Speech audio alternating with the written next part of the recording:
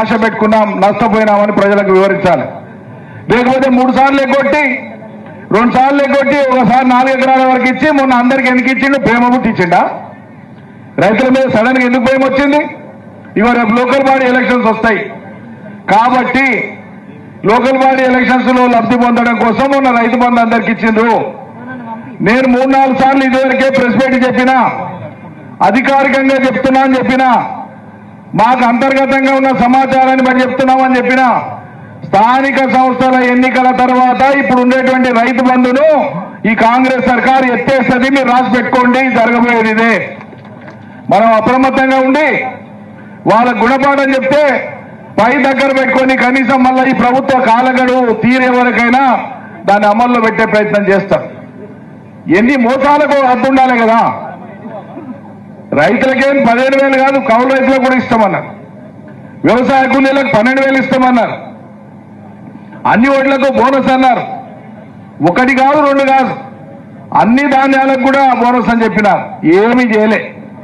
ఈరోజు రాష్ట్ర వ్యాప్తంగా మనం ఏడ చూసినా, ఏ పత్రికలు తీయండి, ఏ టీవీలు చూడండి, ఏ సోషల్ మీడియాలో చూడండి, రోజు ఏం కనిపిస్తున్నాయి మనకు? చెప్పులు పెట్టి బార్లలో రైతులు నిలబడ్డారు, లైన్లలో నిలబడుతున్నారు. రోజు ఒక జిల్లా కాదు, ఒక మండలం కాదు, రాష్ట్ర వ్యాప్తంగా యూరియా సరఫరా అనేటువంటిది రాష్ట్ర ప్రభుత్వం చేపట్టేటువంటిది. ట్రేడర్లతో పాటు, అధీకృత డీలర్లతో పాటు, షాపులు ఉన్న వాళ్లతో పాటు, సింగిల్ విండో ఆఫీసులతో పాటు మార్కెట్ ద్వారా కావచ్చు, వ్యవసాయ శాఖ ద్వారా కావచ్చు, కలిపి ఎరువుల బస్తాలు సరఫరా చేసేటువంటి విధానంలో దగ్గర రాష్ట్రంలో 9,000 సేల్స్ కౌంటర్స్ ఉంటాయి. మొత్తం 1 కాదు 2 కాదు, ఎక్కడో ఒక తోన 2 తోన్ల జర లారీలు లేట్ అయినందుకు ఆలస్యమైందంటే అర్థం చేసుకోవచ్చు. ప్రతి జిల్లాలో ప్రతి మండలంలో కూడా ఎలా యూరియా దొరకనటువంటి పరిస్థితి. రైతులు రోడ్డు ఎక్కినారు, ఆందోళన చేస్తున్నారు, చెప్పులు పెట్టినారు, లైన్లలో పాస్బుక్లు పెట్టినారు, రాళ్లు పెట్టినారు, గంటల తరబడి రోజుల తరబడి ఎదురు చూస్తున్నారు. పోలీసులను పెట్టి సరఫరా చేయండి అని ముఖ్యమంత్రి చెప్తాడు.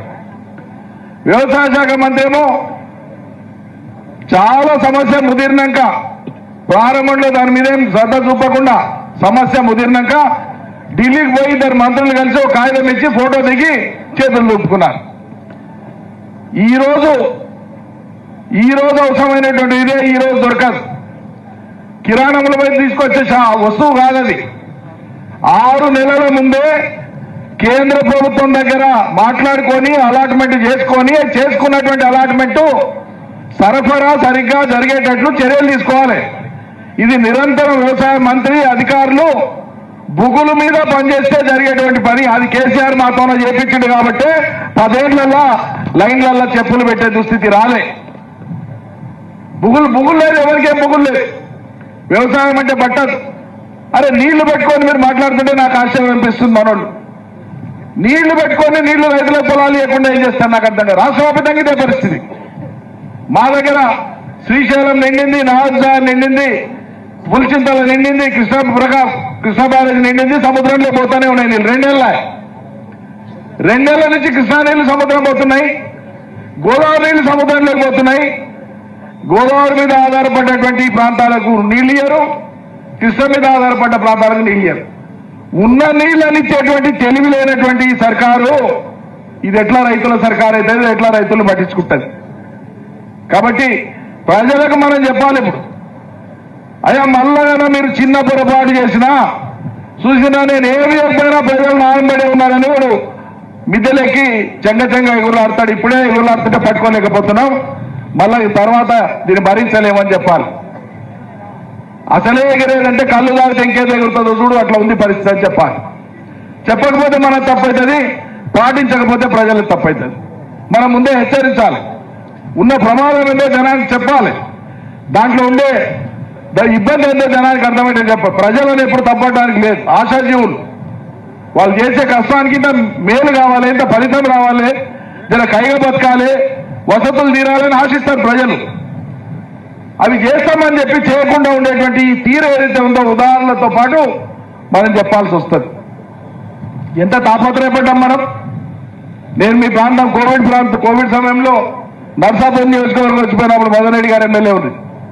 కొనుగోళ్ల కోసం మొత్తం కోవిడ్లో అన్ని బంద్, అప్పుడు అన్ని కార్యాలయాలు బంద్, అన్ని డిపార్ట్మెంట్ల పనులు బంద్, వ్యవసాయ డిపార్ట్మెంట్, హెల్త్ డిపార్ట్మెంట్ తప్ప, ఆరోగ్య శాఖ, వ్యవసాయ శాఖ తప్ప కోవిడ్ సమయంలో అన్ని కార్యక్రమాలు స్తంభించిపోయినాయి, మీ అందరికీ తెలుసు.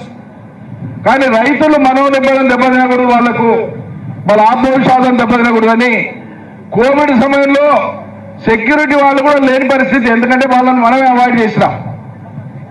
మనుషులు వీలైనంత తక్కువ ఉండాలి. వందల కిలోమీటర్ల దూరం నుంచి ప్రయాణాలు చేసి కొనుగోలు సెంటర్లు సందర్శించి సజావుగా కొనుగోళ్లు జరిగి కోవిడ్లో కూడా రైతులకు సజావుగా డబ్బులు వచ్చి ఏర్పాటు చేసిన ఘనత కేసీఆర్ సర్కార్. అంత మనసు పెట్టేసింది. నీళ్లు వానలు పడ్డాయంటే, పైనుంచి నీళ్లు వస్తున్నాయంటే కింద అందరినీ అలర్ట్ చేసేసేది. ఎక్కడున్నారు మీరు, ఏం చేస్తున్నారు? ఆ ప్రాంతంలో ఇన్ని సెంటీమీటర్ల వర్షం కురిసింది ఎగువన, తెల్లారే ఇన్ని గంటల కల్లా వరద వస్తుంది, మీకు ఈ టైం కల్లా మోటార్ లాంగ్ చేయాలి, ఈ టైం కల్లా చెర్లు నింపాలని అప్రమత్తం చేసి అందరితో పనిచేయించిన నాయకుడు కేసీఆర్. ఇలా వీళ్ళకి ఏముందండి? భూములను నమ్ముకున్న గురించి వీళ్ళకి పట్టదు, భూములను నమ్ముకొని బతికేటువంటి రైతుల గురించి వీళ్ళకి పట్టదు. ఇప్పుడు ఉండేటువంటి పాలకులకు భూములను అమ్ముకునేటువంటి రింగు మాత్రమే వాళ్ళు, అది మాత్రమే విద్య వాళ్ళకి తెలిసినటువంటిది. వాళ్ళకి ఆ కన్సర్న్ ఉండదు, వాళ్ళ హృదయంలో ఎక్కడా అపేక్ష ఉండదు. ఓ రోజంతా పనిచేస్తే ఓ వ్యవసాయ కూలికి ఎంత వస్తుంది, ఓ సీజన్ అంతా పనిచేస్తే రైతుకు ఎంత మిగులుతుంది, వాళ్ళకి ఏమి పట్టవు. రైతు రైతే, ఎకరం చేయని, 10 ఎకరాలు చేయని, 20 ఎకరాలు చేయని, 40 ఎకరాలు చేయని, ఎంత మోతాదుకు అంత కష్టం ఉంటుంది, ఎంత మోతాదుకు అంత పంట ఉంటుంది, ఎంత మోతాదుకు అంత పెట్టుబడి ఉంటుంది. కానీ కష్టం చేయండి వెళ్ళదు ఎవరికి కూడా, కష్టం చేయాల్సిందే. కానీ ఈ రైతుల కష్టం అనేటువంటిది మనసు మీద తీసుకొని రైతులకు ఒక ఓదార్పిచ్చేటువంటి మనస్సు ఉన్నటువంటి రాజకీయ నాయకత్వం ప్రజలకు కావాలి. అది అలా రాష్ట్రంలో కొరబడింది, ఎవరికేం పడతలేదు. కరెంటు అట్లే, రైతుకు కావాల్సింది కరెంటు, నీళ్లు, పెట్టుబడి, పంటల కొనుగోళ్లు, వ్యవసాయానికి అవసరమైనటువంటి సపోర్టు, ఫర్టిలైజర్స్ కానీ ఇవన్నీ సకాలంలో వేయడం. అంటే వ్యవసాయ శాఖ, అదేవిధంగా కరెంటు శాఖ, పౌర సరఫరాల శాఖ ఇవి కలిసి పనిచేసి సమన్వయంతో పనిచేస్తే రైతులకు ఇబ్బందులు ఉండవు.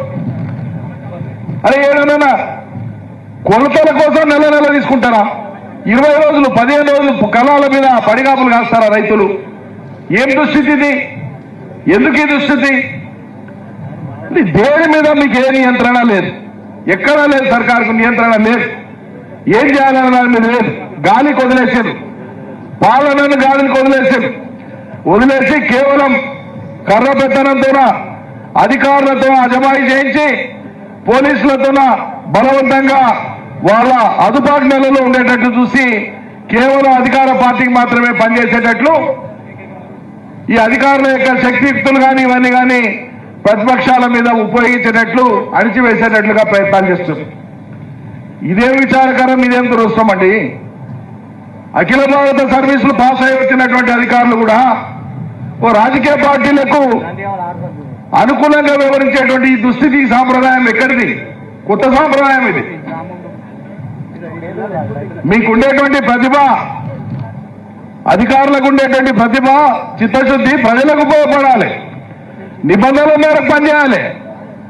అంతేగాని మీరు రాజకీయ ఆ ప్రవాహంలో మీరు ఒకరైపోతే మీరు అధిష్ఠించినటువంటి ఆ సీట్ల యొక్క ఆ వన్నె పోతుంది, అపచారం అవుతుంది. ఇప్పటి నుంచైనా వాళ్ళు జాగ్రత్త పడితే మంచిది. ప్రభుత్వం అటువంటి దుర్వినియోగానికి పాల్పడకుండా ఉంటే మంచిదని చెప్పి మనం చేస్తా ఉన్నా. మరి అలా వానకాలం, పోయిన వానకాలం బోనసే గతి లేదు, యాసంగి బోనస్ అసలే వేయలే. ఇక మళ్ళీ వానకాలం సీజన్ స్టార్ట్ అవుతుంది. కాబట్టి పోయిన వానకాలం సీజన్కి సంబంధించి ఈ ప్రాంతం మెతుకు సీమ, సన్న వడ్లు అందరికంటే ఎక్కువ పండించే ప్రాంతం ఇది. కాబట్టి ఎక్కువ బోనస్ రావాల్సినటువంటి రైతులు ఈ ప్రాంతం నుంచి ఉన్నారు. అందుకే ఇవాళ ధర్నా పెట్టినారు, మాకు కావాలని చెప్పి మొదలు పెట్టినారు. ఇది తప్పకుండా ప్రభుత్వం దిగి రావాలి, ఇవ్వాలి. ఈ ప్రాంతానికి ప్రాతినిధ్యం వచ్చేటువంటి జిల్లా మంత్రి కానీ ఇతరులు కానీ బాధ్యత తీసుకోవాలి. ఇది వాళ్ళ బాధ్యత ప్రతిష్టగా తీసుకొని ఏదో విపక్షాలు మీటింగ్ పెట్టాయని మీరు ఖండిస్తే సరిపోదు. మీ చిత్తశుద్ధిని తక్షణమే ప్రజల డిమాండ్లను నెరవేర్చడంలో మీ చొరవ చూపిస్తే మీ పదవులకు ఒక అలంకారము గౌరవంగా ఉంటుందని చెప్పి నేను మనవి చేస్తా ఉన్నా. ఎన్ని చేసినాం మేము, కానీ ఊదరగొట్టే ప్రచారాలు చేసుకోలే.